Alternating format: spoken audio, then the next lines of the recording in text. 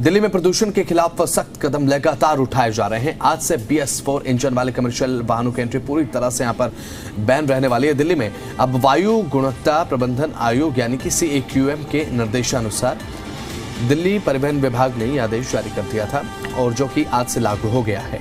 अब राजधानी में केवल BS6 मानक के अनुरूप इंजन वाले कमर्शियल वाहनों की ही एंट्री मिलेगी और साथ ही अब लाइट, मीडियम और हैवी गुड्स व्हीकल्स अगर BS4 इंजन पर चलते हैं तो उन पर पूरी तरह से बैन रहेगा।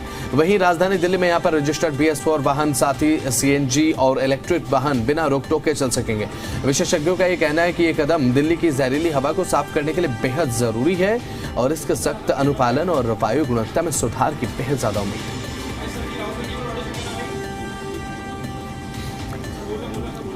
तो CAQM के आदेश पर परिवहन विभाग ने अब प्रतिबंध जो है वो लागू कर दिया है।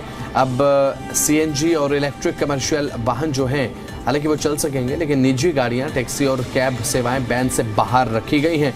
प्रदूषण नियंत्रण के लिए दिल्ली सरकार की बड़ी, आप इसे कह सकते हैं कि एक सोच का ये कदम है और बड़ी सोच इसलिए क्योंकि अब वाहनों पर प्रतिबंध लगाना ये बड़ा कदम है और CNG, LNG, इलेक्ट्रिक CNG वाहन जो हैं वो पूरे तरीके से चल सकेंगे, उन पर कोई रोक टोक नहीं रहेगी।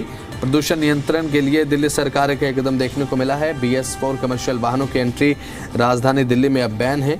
अब ऐसे में से आप समझ सकते हैं कि प्रदूषण की रोकथाम के लिए सरकार संजीदगी से काम लगातार कर रही है।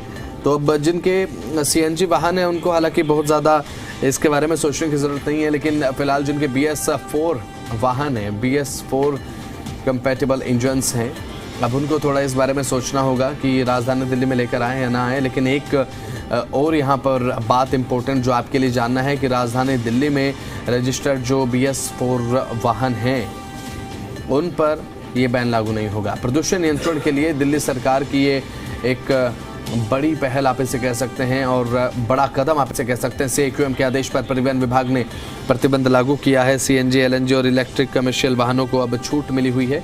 निजी गाड़ियां, टैक्सी और जो कैब सेवाएं हैं हालांकि वो बाहर हैं। अब ऐसे में प्रदूषण नियंत्रण के लिए दिल्ली सरकार की तरफ से ये बड़ा कदम उठाया गया है। CAQM के आदेश पर परिवहन विभाग की तरफ से अब प्रतिबंध को लागू कर दिया गया है। आज से प्रतिबंध लागू है। CNG, LNG और इलेक्ट्रिक वाहन चल सकेंगे। निजी गाड़ियां, टैक्सी और कैब सेवाएं बैन से बाहर हैं। अगर आपका वाहन BS4 है और कमर्शियल वाहन आपका है तो सबसे पहले आप नियम को देख लें, उसके बाद ही दिल्ली में एंट्री करें। दिल्ली से हमारे मीडिया संवाददाता राहुल मिश्रा हमारे साथ लाइव जुड़ चुके हैं। राहुल, फिलहाल क्या कुछ ताज़ा अपडेट आपके पास, जैसा कि BS4 वाहनों की जो एंट्री है कमर्शियल गुड्स की वो अब ऐसे में बैन कर दी है राजधानी दिल्ली में। क्या कुछ ताज़ा अपडेट, जो टेक्निकल चीज़ें हैं वो प्लीज़ बता दीजिए ताकि दर्शकों को एक क्लियर हो जाए कि आखिर ये नियम आखिर क्या है। देखिए, पूरा आपको सिस्टम समझा देता हूँ कि जब AQI लेवल कितने से कितने पे रहता है तो उसके बाद कौन कौन से ग्रेप लागू होते हैं। पहला यदि देखा जाए तो तकरीबन 101 से लेकर के और 150 के बीच में रहता है तो ग्रेप 1 रहता है। उसके बाद 201 से लेकर के और 300 के बीच में जाता है तो उसके बाद ग्रेप 2 लागू कर दिया जाता है। जो इस समय यदि देखा जाए ग्रेप 2 लागू है और ग्रेप 2 में यदि लागू रहता है तो इसमें जो BS3 तक के वाहन कर दी जाती है। कॉमर्शियल व्हीकल्स की एंट्री बैन कर दी गई है दिल्ली में कि ग्रेप 2 लागू होने के बाद, जब ग्रेप 3 जब उसके बाद लागू हो जाता है तो BS4 के वाहन, BS4 एंड एबव की भी वाहन को वहाँ पर एंट्री आने की बैन कर दी जाती है। अब BS3 में वाहन में खास तौर पे यदि बात किया जाए, जैसे जो हेवी व्हीकल्स हैं, हेवी व्हीकल्स हुए, लाइट मोटर, मीडियम जो व्हीकल्स हुए, जैसे आपने देखा होगा कि LMV, HMV और MV जो ये मीडियम व्हीकल्स होते हैं, ये उनकी एंट्री यहाँ पर बैन है। लेकिन गुड्स व्हीकल जिन पे CNG लगी हुई है या LNG लगी हुई है उनको किसी भी तरीके की बैन नहीं है, वो आ जा सकते हैं, उनके लिए किसी भी तरीके की रोकथाम नहीं है। उसके साथ ही साथ जिन गाड़ियों में स्टिकर्स लगे हुए, ठीक है, बिल्कुल आपके पास मैं आ रहा हूँ राहुल। इस बीच एक बड़ी खबर सामने आ रही है। राजधानी दिल्ली में प्रदूषण को लेकर प्रशासन की सख्ती देखने को मिल रही है। ट्रैफिक और ट्रांसपोर्ट विभाग की निगरानी अब तेज हो चुकी है। यहाँ पर बात अगर करें तो सिंघू बॉर्डर पर टीमों की तैनाती अब बढ़ा दी गई है। चेकिंग के बाद ही कमर्शियल वाहनों को यहाँ पर एंट्री दी जा रही है। चेकिंग लगातार चल रही है दिल्ली में। अब ग्रैब 2 के तहत ये पाबंदियां लगातार देखने को मिल रही हैं। BS4 और नीचे के जो कमर्शियल वाहन है, BS4 से नीचे यानी कि BS3, अब इन वाहनों पर 1 नवंबर से यानी कि आज से अब बैन है और सिंगू बॉर्डर पर इसकी चेकिंग भी लगातार देखने को मिल रही है। और ये बहुत ज़्यादा ज़रूरी भी हो जाता है कि जो नियम बनाए गए हैं, जो प्रतिबंध लगाए गए हैं, उसका सख्ती के साथ पालन भी हो। तो हमारे संवाददाता लगातार हमारे साथ बने हुए हैं। अभी फिलहाल जैसा कि हमने दर्शकों को ये जानकारी दी है कि अब जो BS4 है और उससे नीचे की जो कैटेगरी के जो वाहन हैं, यहाँ पर हैवी गुड्स व्हीकल जो हैं राहुल आते हैं, अब उनकी एंट्री बैन हो चुकी है। और साथ ही जानकारी आप दे रहे थे, कंटिन्यू कीजिए प्लीज़।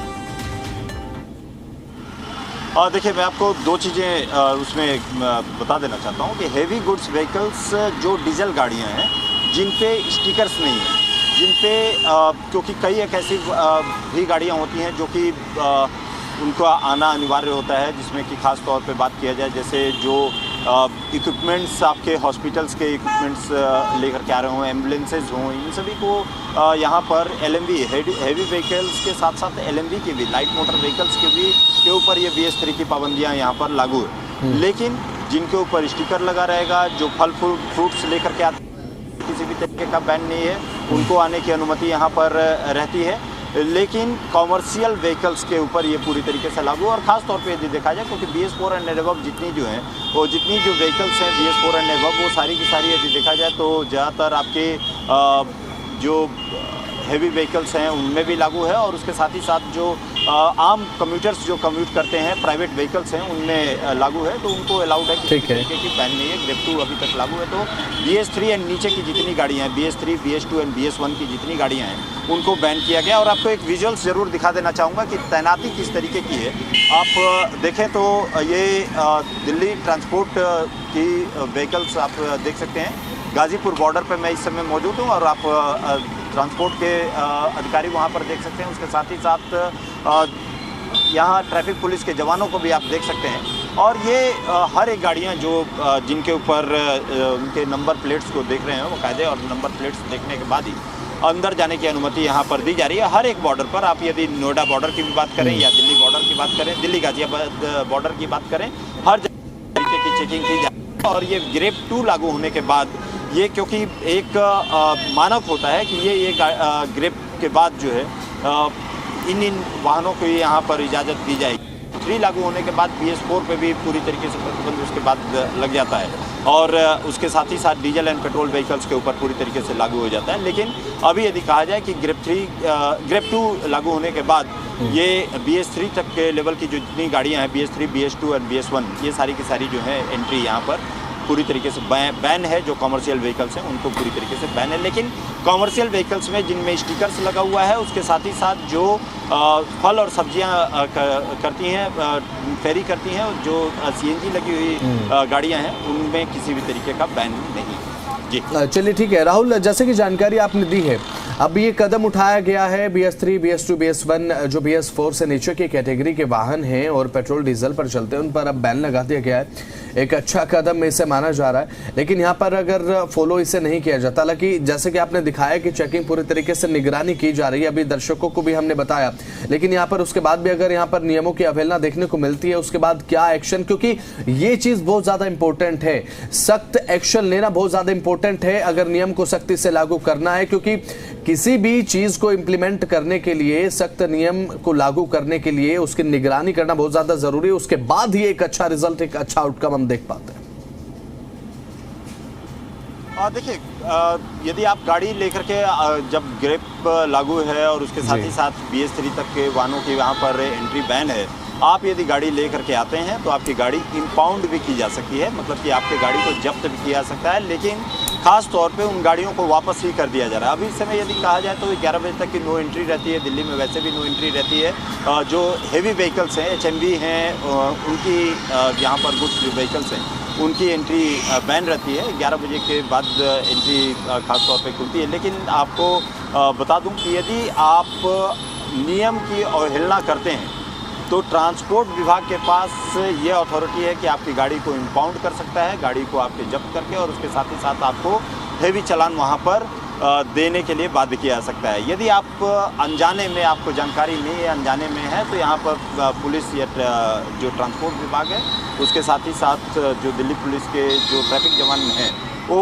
आपको बॉर्डर से ही वापस जाने के लिए कह देते हैं, और उसके बाद भी यदि आप अवहेलना करते हैं तब आपके ऊपर कानूनी यहाँ पर कार्रवाई की जा सकती है। तो ये कोशिश यहाँ पर ज़रूर कहा जाए कि ट्रैफिक विभाग हो या जितने जो विभाग इन सभी चीज़ों को चेक करते हैं उनकी तरफ से कोशिश की जा रही है कि कोई भी ऐसे व्हीकल्स यहाँ पर अलाउड ना हो, अंदर की तरफ ना जाएं। हर जगह पर, हर एक बॉर्डर पर इसके लिए बाकायदे पुलिस के जवानों की तैनाती की गई। बिल्कुल राहुल, अब ऐसे में बात अगर करें तो आम जनमानस जो है उनको भी ये समझना बहुत ज़्यादा ज़रूरी होगा कि उनकी निजी स्तर की जो भागीदारिता है, अपने निजी स्तर पर वो इन नियमों का पालन सख्ताई से करें। अब ऐसे में, क्योंकि जन भागीदारिता के बिना कोई भी अभियान जो है वो सफलता की सीढ़ी तो नहीं चढ़ पाता है। अब ऐसे में अब लोगों के लिए भी अब एक साफ संदेश है, अगर BS4, BS3, BS1 वाहन उनके पास है तो कहीं ना कहीं उनको थोड़ा अपग्रेड कर लेना चाहिए ताकि कोई दिक्कत परेशानी उन्हें भी ना हो और थोड़ा एनवायरमेंट फ्रेंडली वो रहे। एक प्रदूषण जो एक बहुत बड़ी समस्या इस समय देखने को मिल रही है राजधानी दिल्ली समेत पूरे NCR में, तो उस पोल्यूशन में कम से कम उनका कंट्रीब्यूट ना हो। तो अपने निजी स्तर पर भी यहाँ पर जो सावधानी वो बरतनी बहुत ज़्यादा ज़रूरी है, और नियमों का पालन जब हम खुद करेंगे उसके बाद ही ये जो अभियान है वो सफल हो पाएगा। फ्रॉम होम ये एक कहावत है, और आप यदि घर से ही आप इसकी शुरुआत करते हैं तो आप इसकी कहा जाए पहल होगा, और साफ़ सुथरी दिल्ली भी आप देखने को मिलेगी।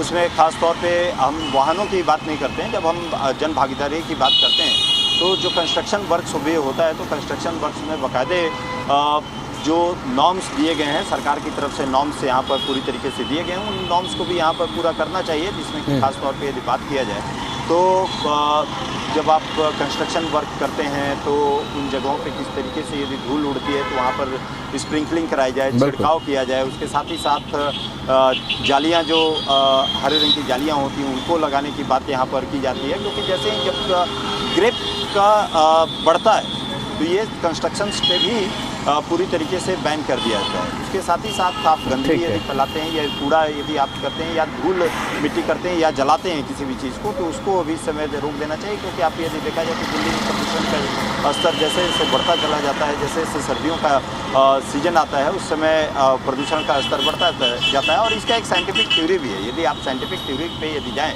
तो साइंटिफिक थ्योरी ये होता है कि आप जो डस्ट पार्टिकल्स होते हैं, ये डस्ट पार्टिकल्स हल्के वजन में होते हैं, या आप यदि धुएं की बात करें तो इनकी वजन जो है काफ़ी कम रहता है। तो लेकिन जब यहाँ पर मिस्ट पड़ती है या ओस पड़ती है, वो उसकी बूंदे या जो ठंडी हवाएं होती हैं वो भारी होती हैं, तो ये डस्ट पार्टिकल्स को नीचे करके सेटल करके लेकर के आती हैं, और वही कारण है कि पॉल्यूशन लेवल काफ़ी ज़्यादा बढ़ता है। और ये इसमें खास तौर पे कई चीज़ें हैं, इसमें कई फैक्टर्स होते हैं पॉल्यूशन को बढ़ाने के लिए। आप यदि पराली की आप समस्या को देखें, आप पराली है, उसके साथ ही साथ यदि देखा जाए कंस्ट्रक्शन है, इन तमाम नियमों का मानना बहुत ज़्यादा ज़रूरी है। जो नियम यहाँ पर लागू किए गए हैं, चाहे वो वाहनों पर प्रतिबंध लगाने का हो या फिर ग्रेप 2 के जो दूसरे नियम है, वो भी उतनी ही सावधानी के साथ, उतनी ही सख्ताई के साथ यहाँ पर पालन उनका भी होना चाहिए। बहुत बहुत शुक्रिया, आप जुड़े, तमाम जानकारी आपकी तरफ से साझा की गई राहुल।